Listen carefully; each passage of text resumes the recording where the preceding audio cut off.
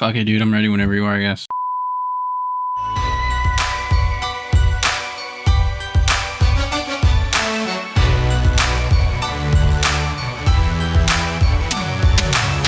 And you're listening to the Sportsmen, Mike and Rob. All right, welcome back to another episode of Sportsmen Media, episode number 25. If you can believe it, 25. We're on the way to 100. We got a lot to talk about, a lot of frustrating things on our minds, MLB and other things. But before we even get started, I can't offer the reasons to why I necessarily have, or I'm going to say this, or any extra details. But I do have to apologize to take some stuff I said back on LeBron off the court. I can't say necessarily about things on the court. There's still some things he does on the court I don't necessarily agree with. But off the court, I've been told and by people that I know that he apparently is a lot different off camera. So take back some of the things I said off the court, that he is not a good guy, apparently a very good guy off the court. So All right. On LeBron, let's get right into these frustrating new rules that are already a disaster in the MLB, Rob.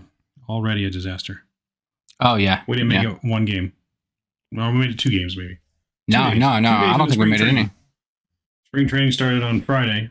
This happened on yesterday, right? Saturday? Well, the big ones. The big ones, yes. So, yeah, okay. The first thing that we're going to get into is the pitch clock. It's 15 seconds in between pitches, right? And we have, I think Mike's going to put up some clips of what we're talking about. It was a Red Sox Braves game, I believe. It went down to the very last pitch, I guess, if you will. So it was bases loaded, 2 outs, full count, and the game ended on a pitch clock violation. Now, I hate to end a game because of a call, an umpire or a ref to take the game into their own hands and to end the game that way. It's just, let the people play, you know? But a couple of things that were wrong. Off the bat, the dude was in the box, both feet. He was even looking at the pitcher.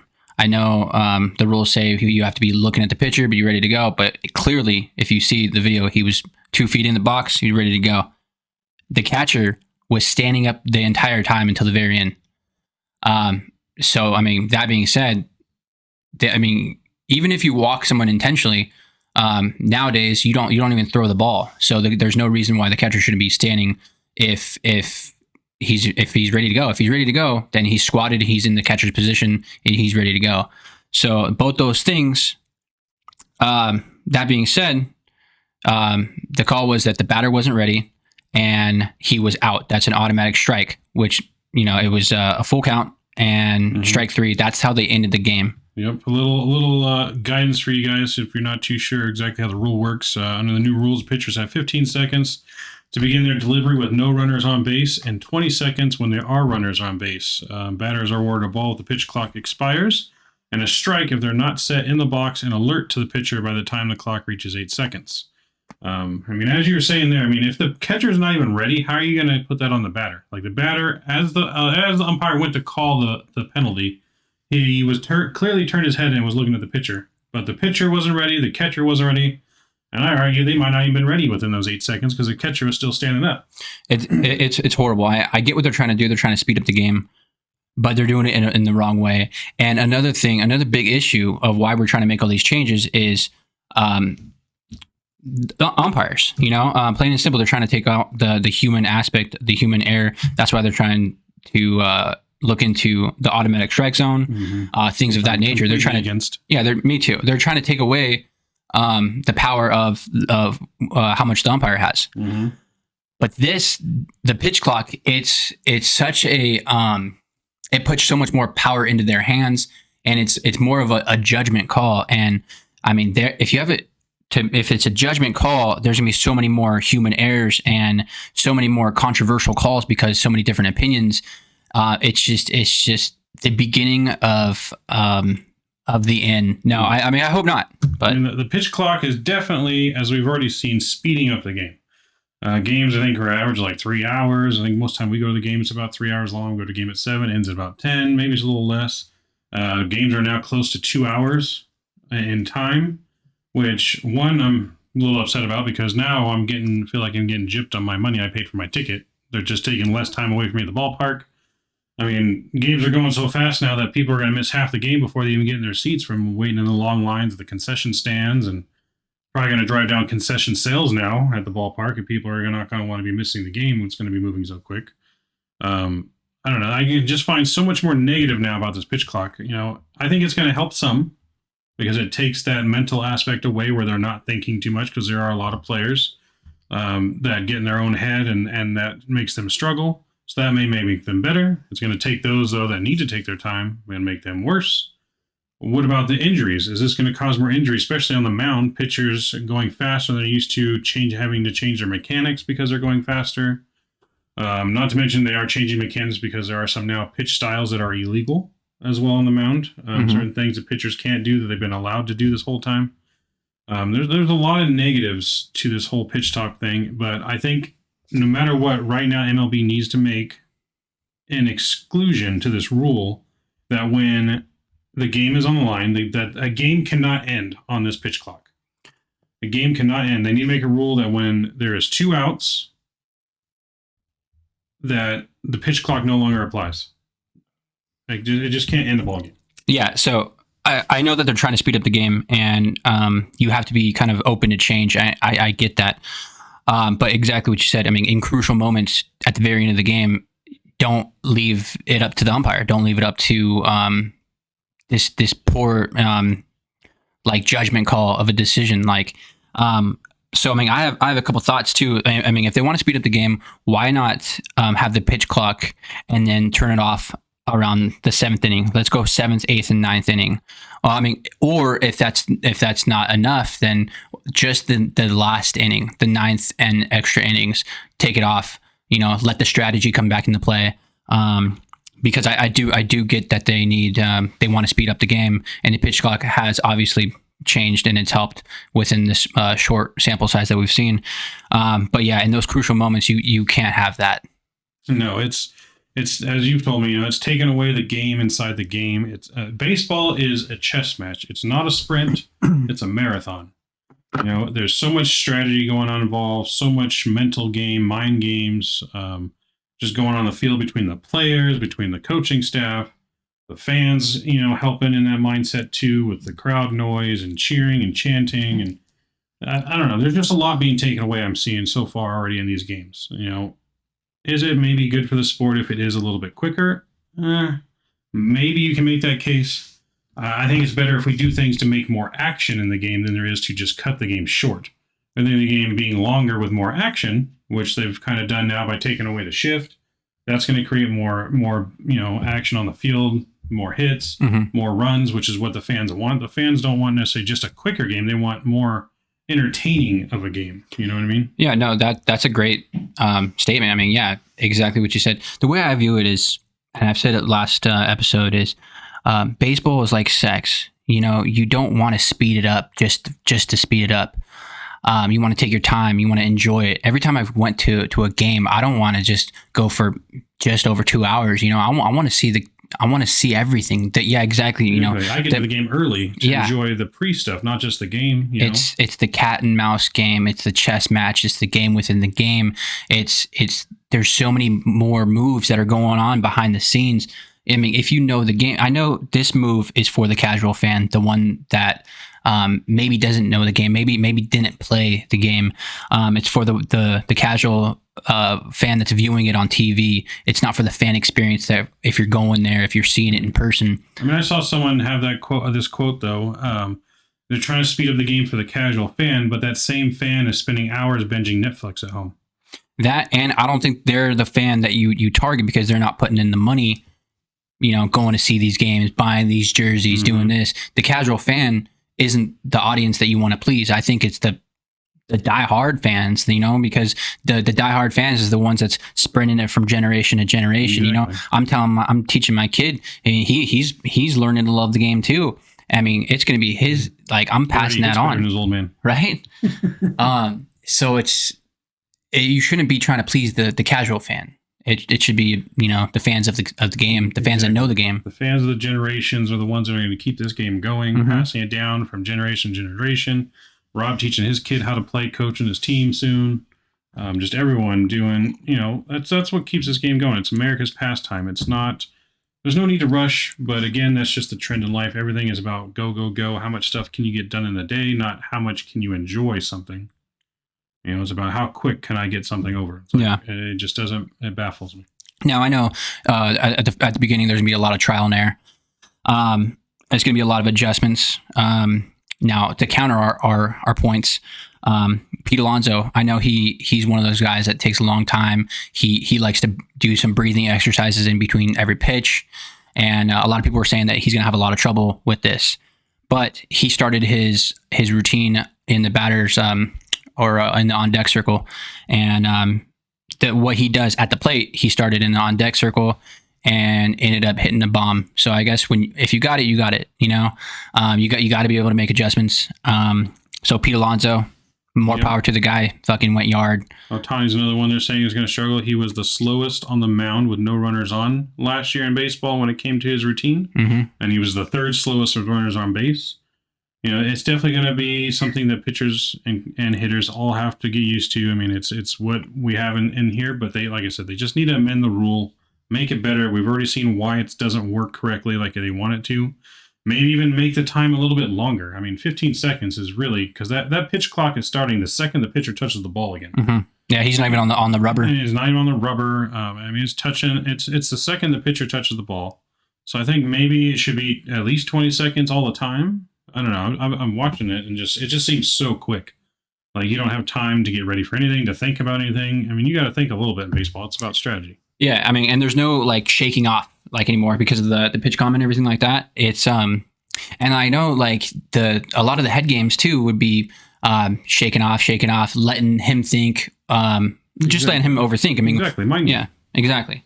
And they're taking that out already. I know they're doing.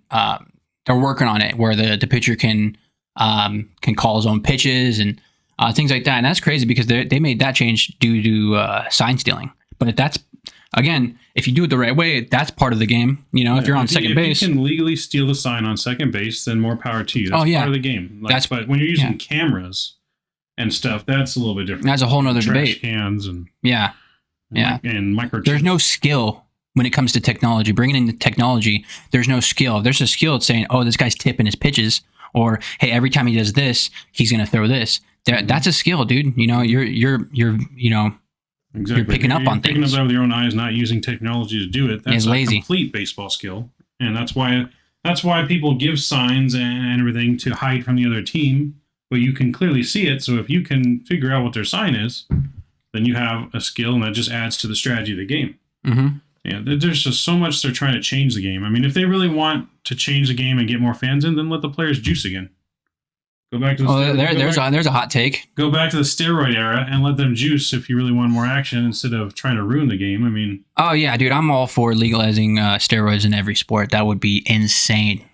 I mean, it's just, I don't know. I mean, the MLB just sometimes they're in their own little world sometimes. Yeah, and I mean, in touch with fans. On that note, I'm extremely excited. Baseball's back.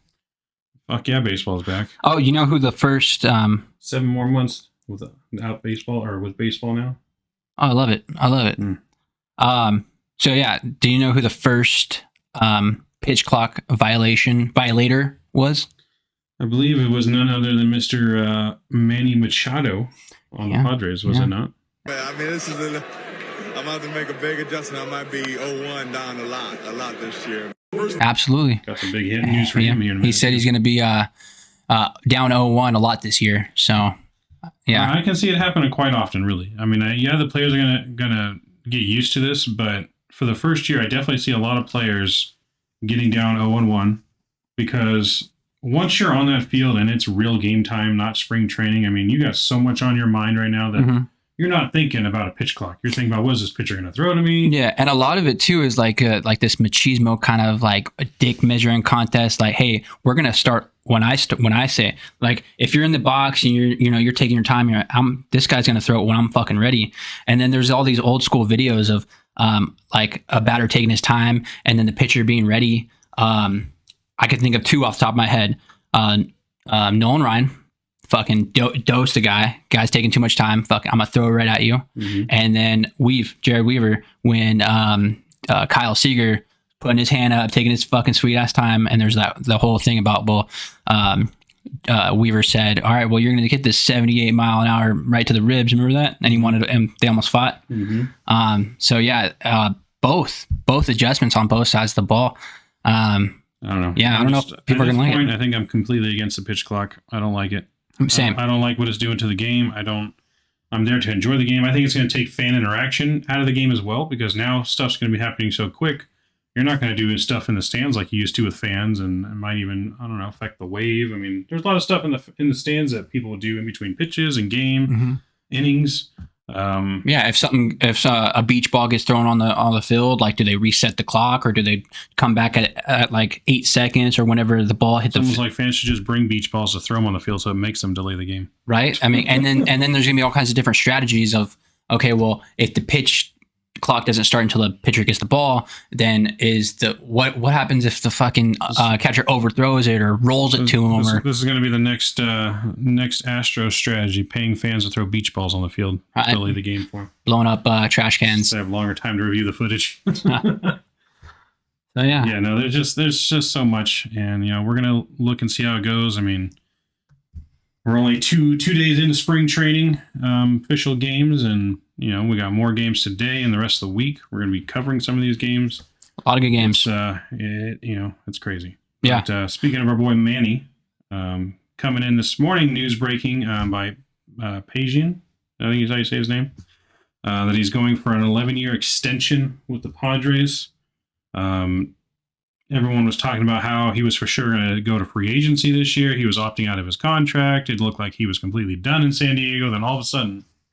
Well, yeah, he said himself that he was planning on opting out, and he was quoted saying, "Well, you know how much eggs cost nowadays."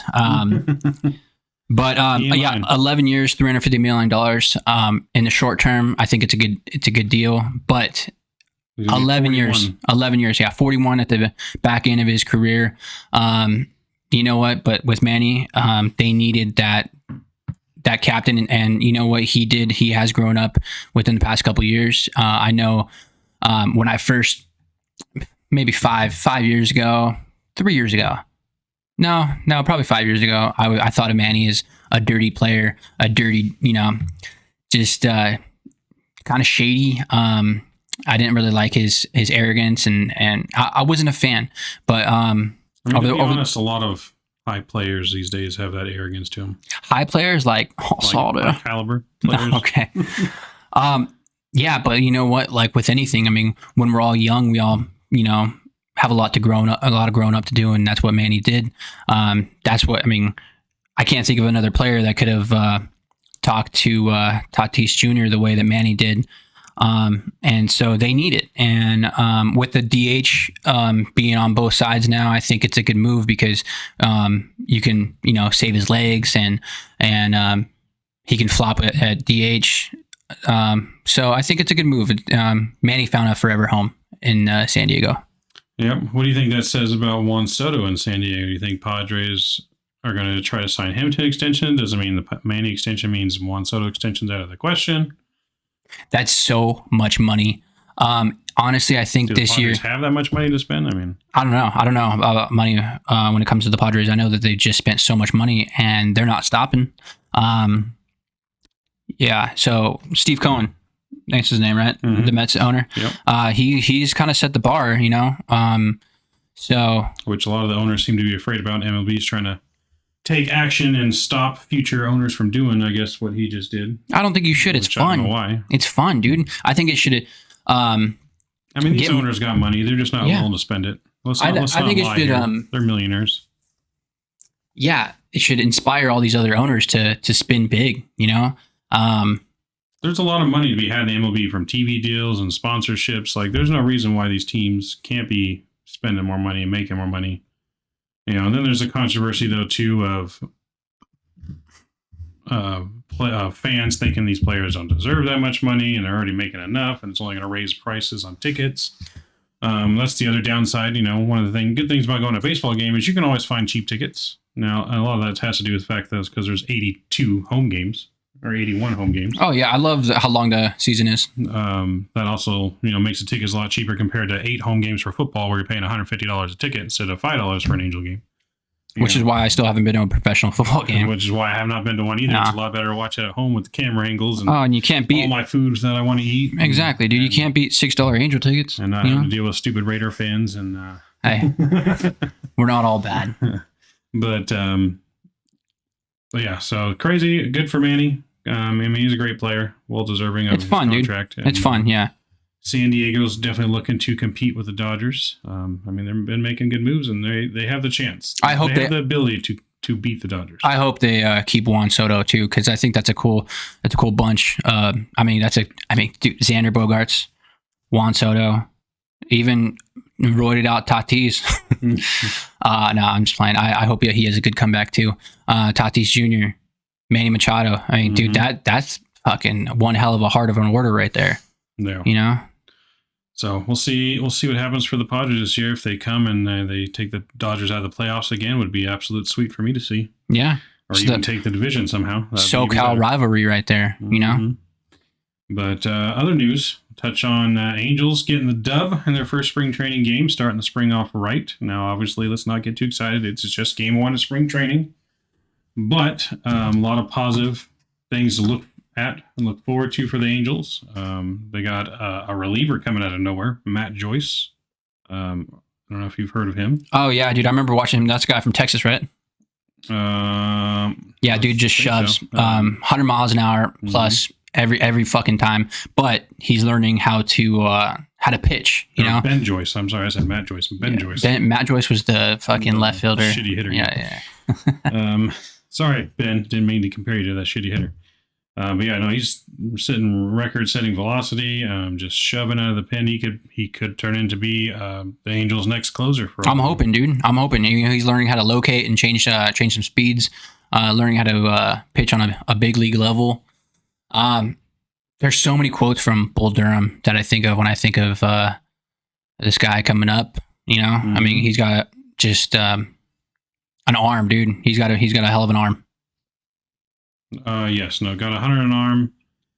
Definitely one of the hardest throws in the league right now. Yeah, dude doesn't even fucking step foot on a big league bump yet, and a lot of hope. And I'm not one to give into the hype because all these players, if you can make it to this level, there's hype about you no matter what.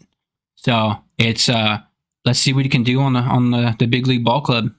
Yeah, looking forward to that. Other things we got, Tucker Davidson had a solid start yesterday. No runs, 3 strikeouts over 2 innings. Hey, we got him from the Braves. Yep, Tucker Davidson looking pretty solid so far. Hopefully he can maybe make his way to be the back of the rotation starter for us, to have that added depth. He added a slider. As he was inspired by Ohtani's slider, so he's added a nice slider to his repertoire, which seems to be working out quite well for him so far. Our everyone's favorite Angel prospect, Joe Adell, had a 2-run homer yesterday as well. Joe always looks good. Hits, I believe. Yeah, Joe always looks good in spring training. All that I can hope for is that he keeps it up and ups his trade value, because that's the best case scenario, I think, for Joe Adell. Yeah, dude. I hope I'm wrong. I hope Joe Adell keeps it going too, but he also had a strikeout, which is what he's been known to do. Mm-hmm. Went 500, 1 game. Yeah, Joe Adell's biggest enemy and biggest threat is Joe Adell. It's the battle between the ears. This is definitely a guy though that could be actually helped with his pitch clock, because take out the thinking. No, that's 100%. That's a good point. This is definitely one of the guys that maybe this is what he needs. Maybe he needs a faster tempo. Stop thinking. Hit the damn ball and stop thinking. Yeah, that's a good point. It's a good fucking point, Mike. So this could be one of the positives to this whole pitch clock thing, but I still don't like it. Is that going to be one of your hot takes? Joe Adell, comeback player of the year? Fucking, look, who knows? Would I want that? Yes, because that would just be good things for the Angels. It means we have an emerging star finally getting to his own that could help contribute. I mean, he's definitely got pop in his bat. He's got speed. He's got the tools. He's got everything. Just get out of his head. Exactly. He's got everything. Do it. He's got every tool in the box. Mm-hmm. One way or another, either we get his trade value up this spring training and we get a really solid back of the end starter, major league level, or he produces this year and turns out to be our next starting outfielder. Who knows? Breakout season like Ward had last year. Who knows? Anything's possible on the diamond. Anything is possible. Do you believe? Do you believe? I don't. Some of us, I guess, still try to believe, no matter how much we've been hurt before. Do you want to go back to the rules? Because we missed one. Yeah. Let's touch on a couple more rules that we don't. Okay, so I'll start it. So the one that we didn't touch last time was the extra innings runner on second base. What are your thoughts on that one? Yeah, so they've extended it and made it permanent now for the extra inning runner on second base. Again, it comes down to them trying to speed up the game, taking the strategy away. It does add some strategy if you want to, do devil's advocate there, but I don't like it. Yeah, I get that if you're watching it, it might be a little bit better because it's quicker. But I don't know. I don't like it just because I would be more in favor of them just cutting out extra innings and going to like a home run derby. That'd be more fun than a runner on second base. Yeah, but even then, dude, I mean, it takes away from the walk-offs. The walk-off home runs. You're not going to get that kind of hype. Yeah. And my thing is earn it. Get on base the hard way. Or if you're pitching, like this is like the highest stakes. Like earn it. Get there because you've earned it. Don't just put a guy on second base. I don't know. I get it. There's strategy and stuff like that. But if you're playing, if you're watching, earn it. It's just, there's something about it. And if you're coming in to pitch, you already have this fucking pressure. You already have this, all right, well, I'm already fucked kind of thing. And you know how hard it is? I mean, a guy's on second base, you can get 2 outs and still win the game. Hard hit ball, right side, moves a guy over, pop up outfield, guy tags up. You can win the game by if you come out as a pitcher and you shove and you do good, and you could still lose because of this rule. It's kind of mind-boggling that in the extra inning rule, every team's not bunting first at bat. It's the same thing as the shift, though. How do you not bunt with a runner on second game? You need 1 run to win. How are you not automatically getting this guy to third to get him home with almost anything you make contact with? Because they're not teaching bunts anymore. It's a lost art. It definitely is a lost art. There's not enough bunts. There's not enough strategy. I mean, that was the biggest thing for the Angels. They won going first to third, the hit and runs, the bunts. I mean, where's all that gone in baseball? That's what I want to see. That was also, they want more action. Let's start giving them more action. Now it was also 20 years ago. The way that they're teaching now than 20 years ago. In certain aspects of it, yes, and also too, like they're hitting the ball farther, they're catching barrel a lot more. The swings are nicer to the point of like launch angle. Everything's about launch angle, hitting bombs. Well, it's all about the analytics. Everyone's studying all these analytics and video footage, and there's not much thinking anymore in baseball when it comes to who you're going to throw in now and who's this. And there's not much or there's way too much thinking. You're thinking way too far into it. You're taking off the simple aspects of you throw the ball, you catch the ball, you hit the ball. That's no matter what analytics you throw, nothing is going to take away from a person's experience and gut instinct of what to do in a situation. Oh yeah. It's not about just taking a pitcher and because it says he's got him out the most, throwing him in at the game in the bullpen. It's about who do you think's doing good right now? Who's on a hot streak? Who's just mentally all there on and focused. You can't just always take analytics. You can use that into consideration, but you need to use everything as a whole. So yeah, all that being said, I don't like the runner on second base. No. I think you should earn it. Or you know what? Bring the runner on second base if it's like the 15th fucking inning or some shit like that. Or maybe set a limit. After 15 minutes, then go to the home run derby. But let them earn it. I don't know. I mean, if they're trying for more fun, then the home run derby is the way, not the inning rule. If that's what their answer is to the extra inning rule. I mean, well, if you want to implement that, who are you choosing? Just your best hitter, or like teams get to choose whoever they want. 3-man playoff. I wouldn't just do one-on-one. And then are you going timer or what? Timer or number of pitches. Pitch clock timer? We could go 15 seconds. Why not? We're doing it already. Yeah. But I don't know. Hey, you know what though? A lot you can accomplish a lot in 15 seconds. Just ask my wife. Oh, Jesus Christ. All right. Do we got anything else next? Or? Well, a couple of different things the Angels I want to talk about. How do you feel about Albert Pujols back in camp for the Angels? Oh yeah, I heard about this. It's that contract, dude. It's in his contract. It sucks because of how it ended, but you know what? I mean, he's getting paid. You know, and it's never gonna hurt to have a Hall of Famer around. You know, and a lot of fans have had negative reactions to him being in camp, saying, "Get the hell that guy out of there. He doesn't deserve to be there." Blah blah blah. I'm like, he doesn't deserve to be there. I don't know where. That's a lot of fans seem to be angry. Like, this guy doesn't need to be here. Get him out of here. It's like, why don't you want a Hall of Famer to teach your young kids? Even his presence, dude. They're like, all he's gonna do is teach him hitting into double plays, and it's like, well, you know, hitting into double plays. He's a Hall of Famer that has almost 700 home runs, dude. The guy's a fucking living legend. I don't understand what people was like. I mean, he didn't stay here his whole career. They moved on to do the best thing for the team. It doesn't mean he doesn't know what he's doing. The dude is one of the best hitters to ever play the game ever. One of the best hitters ever. Mm-hmm. I mean, it's an honor if you just meet him. Mm-hmm. You know what I mean? And if you're playing ball and you get to talk baseball with one of the best to ever do it, be fucking thankful. Be grateful. You know what fans are saying all this shit though? The casual fan. There you go. Fucking the casual fan. That's exactly. I feel like throwing my mug through the window right now. And that's who MLB is trying to support, the casual fan, not us diehards that have been blood, sweat, and tears into this game, on and off the field. No, I love Albert Pujols. I know that. You know what? Too, it's not Albert's fault that that Artie was dumb enough to fucking make that contract. And people might be saying the same shit about Manny Machado 11 years from now. Yeah. But still, I mean, the dude's a Hall of Famer. I know the Hall of Fame has Hall of Famer. Yeah, and I know the Hall of Fame, like the requirements to get in there is kind of dropped down a little bit. But still, even then, the guy, look at his numbers, dude. Look where he is on the all-time list of a lot of these categories. You know? Yep. I mean, and yeah, he hit a lot of double plays because he wasn't fast. He's the fucking machine. But power hitters hit into double plays because they hit the ball so hard, it's easier to get a double play. I don't know, dude. I thought Albert got way too much hate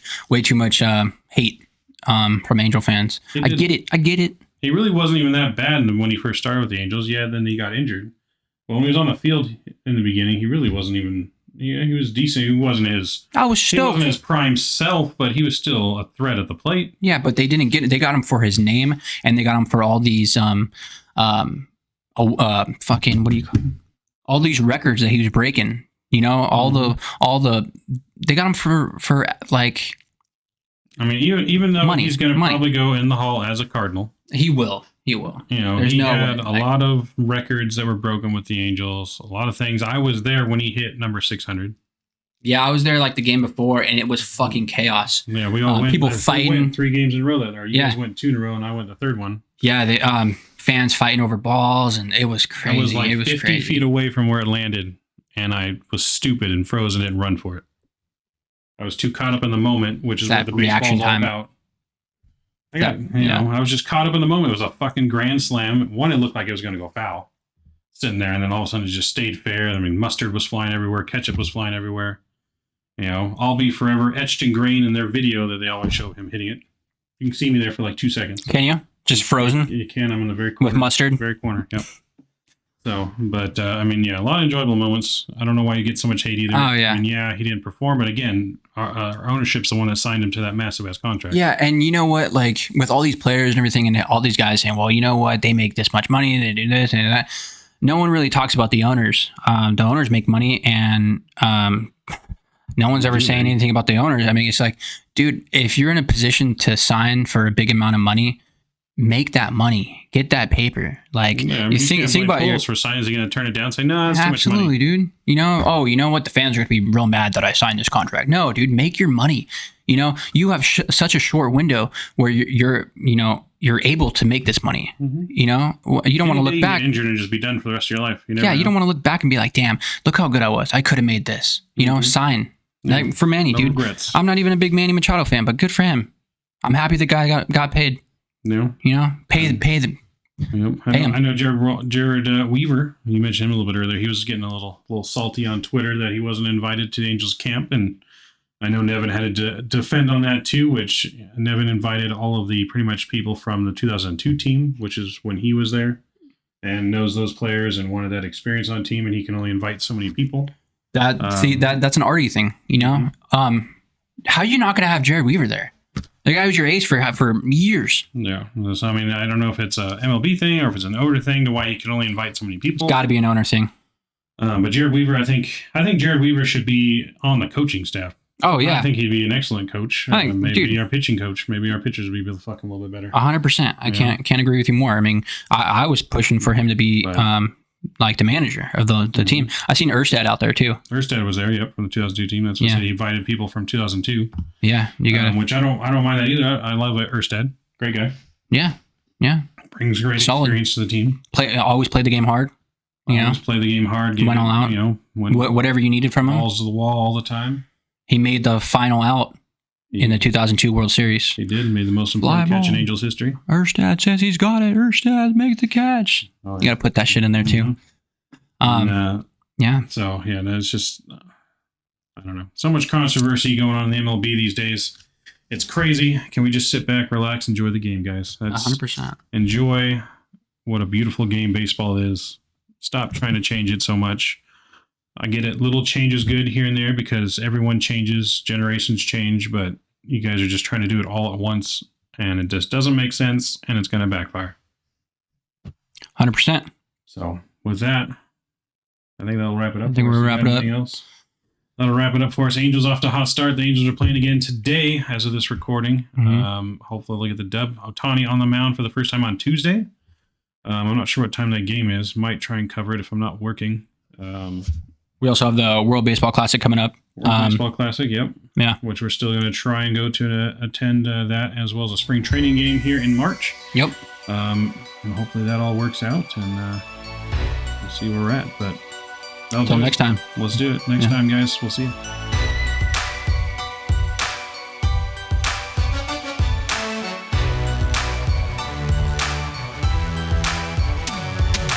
And you're listening to The Sportsman, Mike and Rob.